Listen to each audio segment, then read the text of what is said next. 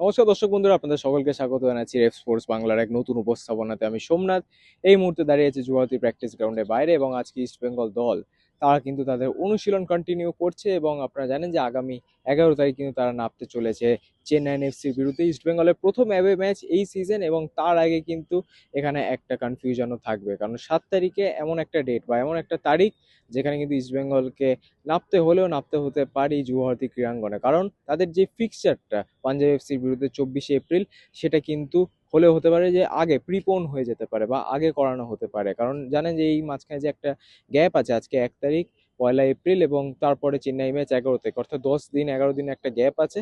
তার মাঝখানে যদি পাঞ্জাব ম্যাচটা হয়ে যায় তাহলে কিন্তু অবাক হওয়ার কিছু থাকবে না, কারণ সূত্র মারফত বা ক্লাব ম্যানেজমেন্টের মারফতেও কিন্তু আমরা এটা শুনতে পাচ্ছি যে তারা চেষ্টাও করছে অবশ্যই যে এই ম্যাচটা যাতে 7 তারিখ না খেলা যায়, 24 তারিখ যাতে একটা ক্লোজ ডোর ম্যাচ খেলা যায়। কারণ আপনারা জানেন যে এই নির্বাচন আছে, পুলিশ প্রোটেকশন কিন্তু সেই মাত্রায় দেওয়া যাবে না একটা ওপেন ম্যাচের জন্য। কিন্তু অবশ্যই ফেডারেশন থেকে কিন্তু এটা জানানো হচ্ছে যে 7 তারিখে একটা স্লট আছে, এখানে যদি ইস্ট বেঙ্গল খেলতে পারে তাহলে কিন্তু ইস্ট বেঙ্গলকে পরে আর সেই ম্যাচটা খেলতে হবে না, আগেই ম্যাচটা হয়ে যাবে। এবং এইটা নিয়ে একটা বলতে পারেন যে কথোপকথন চলছে, এবং আর খুব খুব একটা দেরি হবে না, আর 1-2 দিনের মধ্যে কিন্তু আপনারা আপডেট পেয়ে যাবেন এই ম্যাচটা 7 তারিখ হবে কি হবে না। বাট যে কোনো প্রতিপক্ষ হোক, যে কোনো তারিখই হোক, ইস্ট বেঙ্গল কিন্তু আপাতত অনুশীলন করছে, এবং তারা কিন্তু একেবারে বদ্ধপরিকর। আজকে অনুশীলনে কিন্তু আমরা দেখতে পারলাম প্লেয়াররা সেই গোল করার অনুশীলন করছে, এবং আজকে অনুশীলনে অবশ্যই বলতে হবে যে আজকে কিন্তু একটা ইন্টেন্স প্র্যাকটিস হয়েছে। 2 ঘন্টার কাছাকাছি কিন্তু ইস্ট বেঙ্গল দল আজকে প্র্যাকটিস করেছে। গতকাল তারা অনুশীলন শুরু করেছিল 1 সপ্তাহ ছুটি কাটিয়ে, কিন্তু আজকে কিন্তু একটা প্রপার ইন্টেন্স অনুশীলন দেখলাম। এবং এই অনুশীলনের যদি হাইলাইট বলতে হয়, সেটা কিন্তু অবশ্যই ইস্ট বেঙ্গল আজকে যে পুরো দল, সেই 3জন প্লেয়ার আনোয়ার আলী, জিকসেন সিং এবং এডমন্ড লালরেন্ডিকা ছাড়া কিন্তু পুরো দল আজকে একদম পুরো দমে প্র্যাকটিস করেছে। ম্যাচ সিচুয়েশন প্র্যাকটিস, রন্ডো থেকে শুরু করে ফিটনেস ট্রেনিং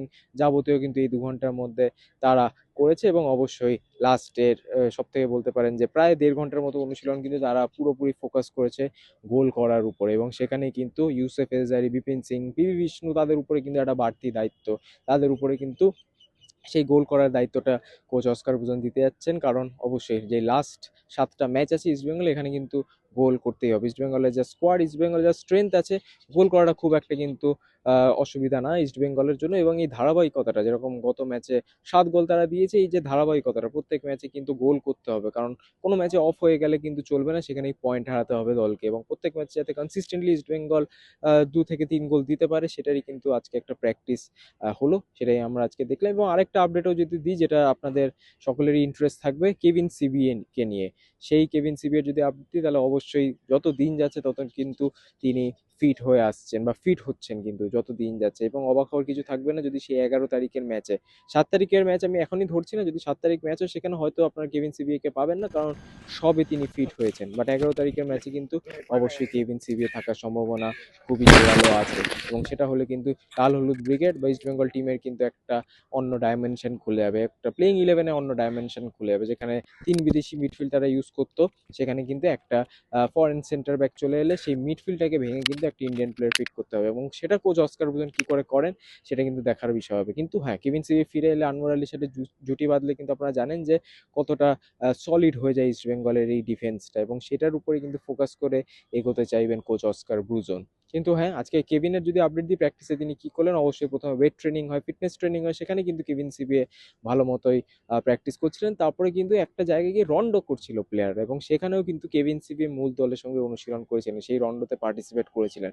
তারপরে যখন পুরো দল ম্যাচ সিচুয়েশন প্র্যাকটিসে চলে যায়, এবং ম্যাচ সিচুয়েশন প্র্যাকটিসও কিন্তু সেই গত ম্যাচের দল আমরা যেখানে দেখেছিলাম ইউসুফ এজেজারি, 3 বিদেশি মিডফিল্ড, পি বিষ্ণু বাদিকে, বিপিন সিং ডান দিকে, এরকমই কিন্তু ম্যাচ সিচুয়েশন প্র্যাকটিস, অর্থাৎ সেম টিমটা কিন্তু ধরে নিয়ে ইস্ট বেঙ্গল আপাতত প্র্যাকটিসে এগোচ্ছে। কিন্তু হ্যাঁ, যখন ম্যাচ সিচুয়েশন প্র্যাকটিস হচ্ছিল, তখন কিন্তু কেভিন সিবিএ তিনি সাইড লাইন ঠিক বলবো না, বাট মাঠের একটা দিকে কিন্তু তিনি শুধু বল নিয়ে নিজেই প্র্যাকটিস করছিলেন। এবং সেখান থেকে লং বল দেওয়া হোক, শট মারা হোক, এবং স্প্রিন্ট হোক, আজকে কিন্তু আমরা দেখলাম যে কেভিন সিবিএ অনেকক্ষণ ধরে 8 ঘন্টা ধরে কিন্তু শুধু কেবলমাত্র স্প্রিন্ট মারলেন, কখনো খালি পায়ে স্প্রিন্ট, কখনো বা বল নিয়ে স্প্রিন্ট। তো অর্থাৎ যেই রিকভারির যে স্টেজটা আছে সেটাই কিন্তু কেভিন সিবি একদম লাস্ট পর্যায়ে আছে। অর্থাৎ এই স্টেজটার পরে কিন্তু তিনি সম্পূর্ণ ফিট হয়ে যাবেন। এবং আর আমার যা মনে হয়, প্র্যাকটিস দেখে যা মনে হচ্ছে, দুদিন আমরা দেখলাম কেভিন সিবি এর অনুশীলন, আর 2-3 দিনের মধ্যেই কিন্তু তিনি ম্যাচ সিচুয়েশন প্র্যাকটিসেও যোগদান দেবে ইস্টবেঙ্গলের এই টিমে। 2-3 দিন হয়তো একটু বেশি করে বললাম, তারও কম সময় লাগতে পারে এই ম্যাচ সিচুয়েশন প্র্যাকটিসে যোগ দিতে কেভিন সিবি এর। অর্থাৎ ইস্টবেঙ্গলের যে এখন